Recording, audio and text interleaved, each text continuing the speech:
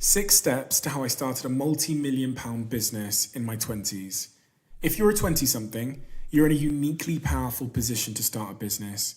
Your commitments are low, you've been born into a digital goldmine that only your generation natively understand, you have virtually nothing to lose, and your lack of preconceived ideas about how the world is meant to work make you accidentally incredibly innovative.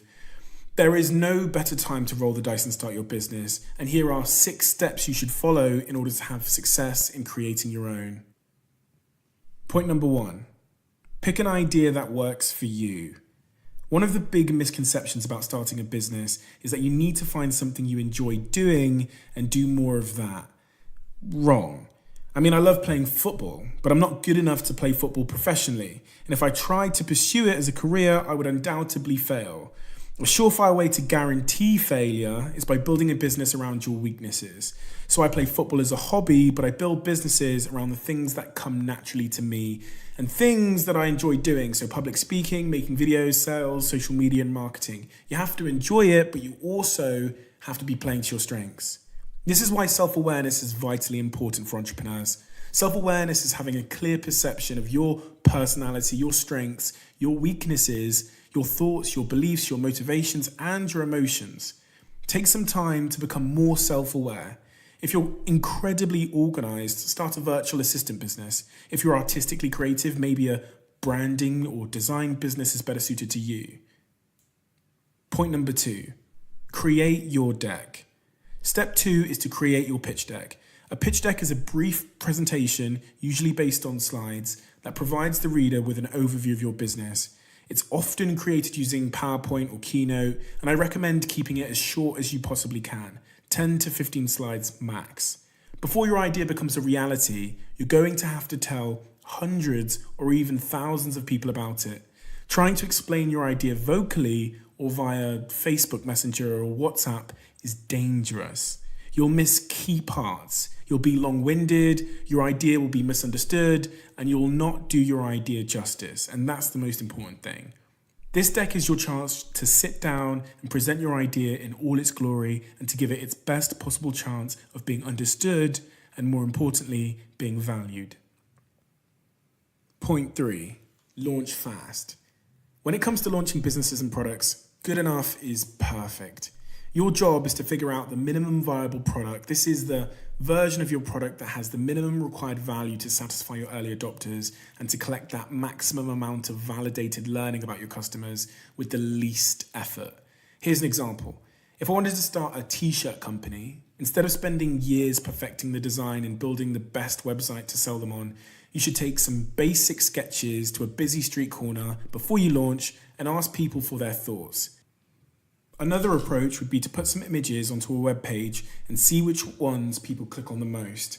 From either approach, you could then base your first round of t-shirt production on these types of designs and prevent losing vast amount of time and money producing stock that the market isn't interested in.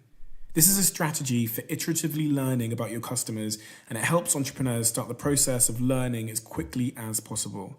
In contrast to building a product you think has value, this approach proposes that you learn about your vision by getting potential customers to test an idea or a prototype.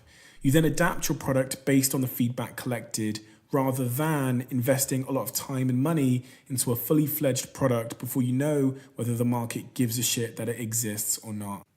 It isn't the smallest product imaginable. It's simply the fastest way to get through the build, measure, learn feedback loop with the minimum amount of effort. Its goal is to test your most fundamental business hypothesis, which is, does the market care that this product exists? Point number 4, pivot around what your customers want, not what you want. This is about listening and being humble enough to admit that your original hypothesis may have been horribly wrong. Every entrepreneur's original hypothesis is in some way wrong, and you should embrace the fact that yours will be too. Success is earned by those entrepreneurs that have the humility to listen to what their customers are telling them, not to what they want to hear. Entrepreneurs fail when their own self-delusion makes them stubbornly attached to their own original hypothesis, and they end up going down with the ship. Sometimes you have to go in the opposite direction to survive.